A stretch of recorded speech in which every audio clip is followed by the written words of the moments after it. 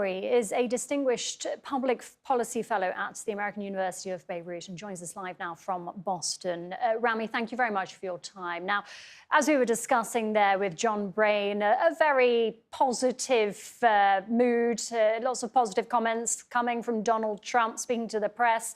That there'll be a permanent deal between Lebanon and Israel, not just this 10-day ceasefire.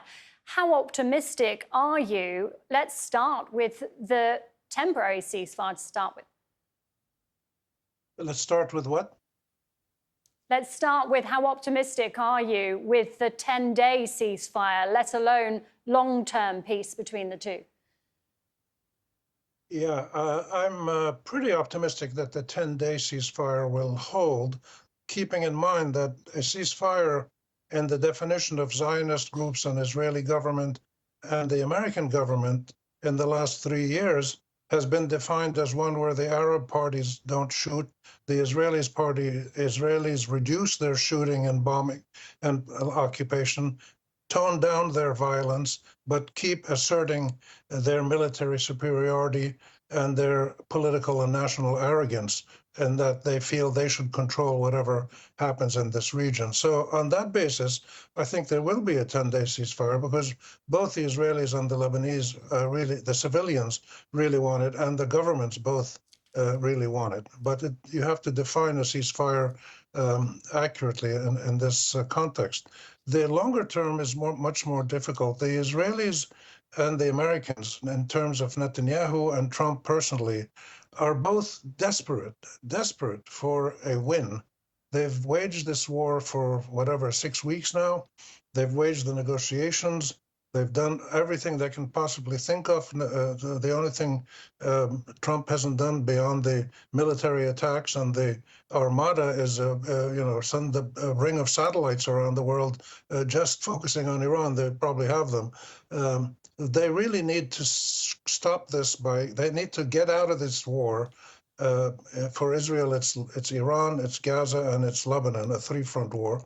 They need to get out of the war, and they need to be able to sell it to their domestic audiences as a victory. And that's what explains what Trump did now. We just saw it live. He went back to his TV entertainer days. He was working for ratings.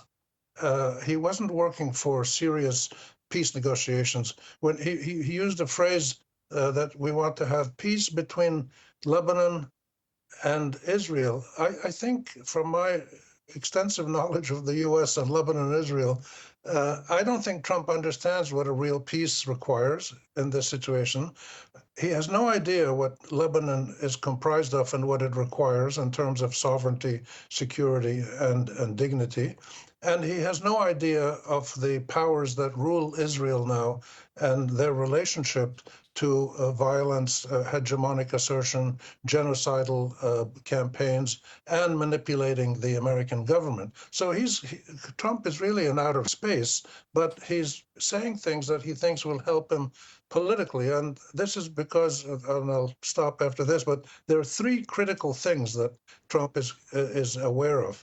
He just had a vote in the Congress, which won by one vote only, which was a vote to bring on the War Powers Act, that Congress has to approve any more wars in Iran, any more fighting.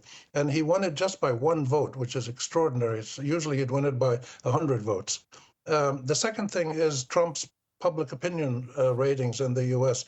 He and the Republican Party are dropping swiftly, and they're in deep trouble. And the third thing is the continued steady and speeding up the decline of the place of Israel in the entire world.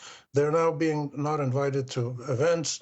There's warrants out for Netanyahu. He can't fly over 4 or 5 European countries. He'll be arrested if he does. So the trends for Netanyahu and Trump are devastating, and they're trying desperately to get out of these wars with a win, and they hope to try to do that in Lebanon. But they're not going to be able to do it because they have no idea how to deal with an Arab or Iranian foe with both equanimity and dignity, and also a bit of law thrown in there.